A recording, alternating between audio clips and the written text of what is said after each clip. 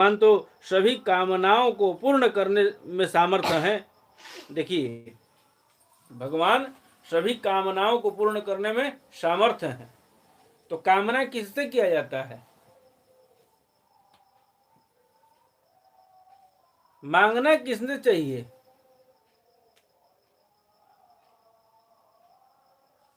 उससे क्या मांगा जाए जिसने सब कुछ दे दिया? यही बताओ, यही कम है क्या? मनुष्य का जीवन दिया, उत्तम परिवार दिया, सोचने समझने की शक्ति दिया, हाथ दिया भगवान का जप करने के लिए, मुंह दिया भगवान नाम का उच्चारण करने के लिए, नेत्र दिया भगवान को दर्शन करने के लिए, कान दिया भगवत चर्चा सुनने के लिए। यह क्या कम है? मुंह चीर दिया आहार के लिए, अष्ट सिद्धि नवनिधि दे दिया जो है व्यवहार के लिए। अब क्या यही कम है? भगवान से और क्या कामना किया जा सकता है?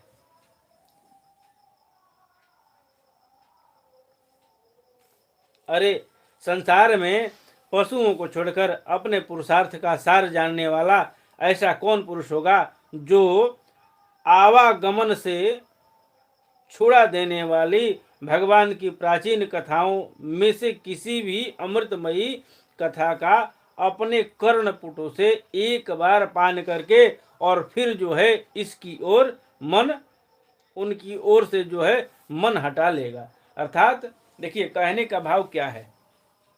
कहने का भाव यह है कि भगवान की कथा, अवतारों की कथा एक बार सुनी, दो बार सुनी, तीन बार सुनी, बार बार सुनो।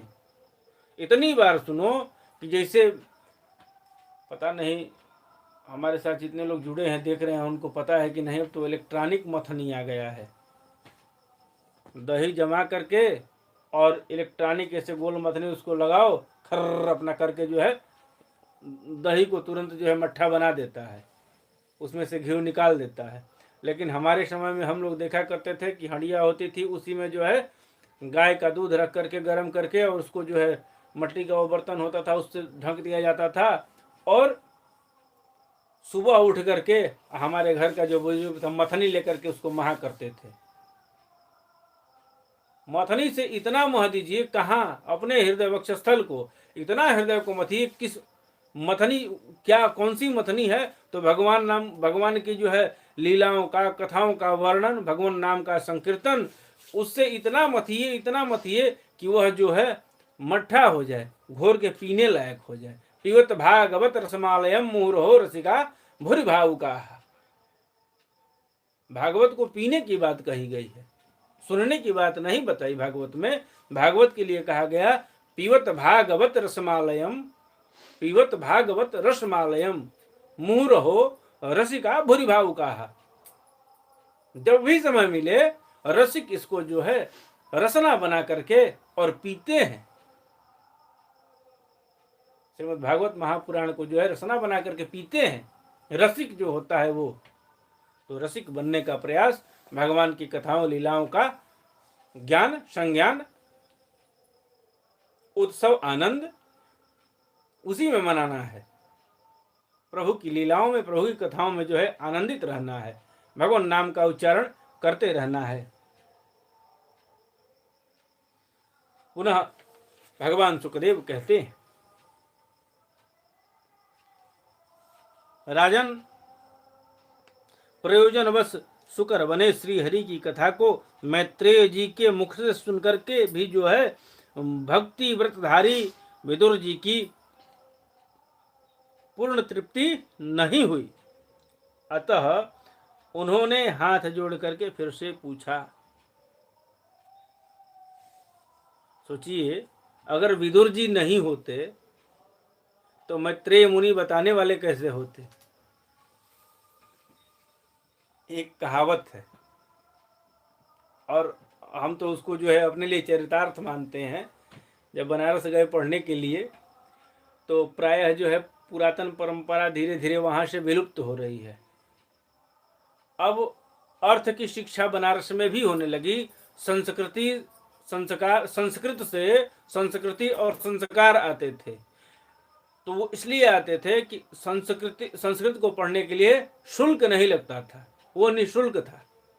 लेकिन अब वो जो है शुल्क प्रतिपूर्ति में हो गया, उसको उसके लिए शुल्क दिया जाता है। लेकिन हम लोग अभी उस आखिरी पीढ़ी में हैं जिन्होंने गुरु की सेवा कर करके जो है शिक्षा, श्रीमद् भागवत महापुराण आज मैं करने में सक्षम हूँ, ठाकुर जी का स्नेह, ठाकुर जी कृपा।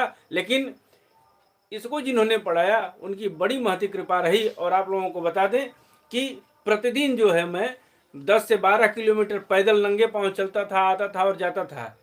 अगर कोई बनारस गया होगा या फिर गूगल करके पूछिएगा कि अवसानगंज भरत मिलाप शाखा, जहाँ भरत मिलाप होता है, भरत मिलाप शाखा जो नाटी इमली पे है, डीएवी डिग्री कॉलेज और इंटर कॉलेज के पीछे, वहाँ से। और मैं दुर्गा कुंड प्रतिदिन जाता था इसको पढ़ने के लिए। दिन में भागीरथी सूर्य का संस्कृत महाविद्यालय मणिकर्णिका घाट पे विद्यालय था, उसमें जाता था। और सायंकाल जो है वहाँ दुर्गा कुंड पे जाता था। और जा करके दोनों जगह एक ही गुरु जी से, विद्यालय में भी और घर पे भी, दोनों जगह जो है लगातार 1 वर्ष इसका अध्ययन किया। उसका कोई शुल्क नहीं दिया, 1 रुपया शुल्क नहीं लगा। लेकिन अब जो है शायद शुल्क प्रतिपूर्ति की कहानी हर जगह शुरू हो गई है। तो हम वो आखिरी पीढ़ी हैं जो शुल्क प्रतिपूर्ति नहीं किए, निष्ठा, भाव, प्रेम, श्रद्धा और सेवा, इसी से जो है इसको हमने प्राप्त किया है। तो जिज्ञासु व्यक्ति, अब जैसे मान लीजिए हम जा रहे हैं पढ़ने के लिए, हमको समझ में नहीं आ रहा है, तो 1 बार पूछेंगे, 2 बार पूछेंगे, 3 बार पूछेंगे। कोई प्रसंग आ गया तो उस प्रसंग के संदर्भ में और थोड़ा सा इधर उधर आगे पीछे नहीं करेंगे तो और आगे की व्यवस्था आगे निकलेगी कैसे। तो अगर सोचिए विदुर जी नहीं होते तो मैत्रेय मुनि जैसा ज्ञानी सारा ज्ञान लेकर के चला जाता। ज्ञान यद्यपि कि बनारस की गलियों में कोनों कोनों में पड़ी हुई है, निकालने वाला आज भी जो है जा करके और निकाल लेता है।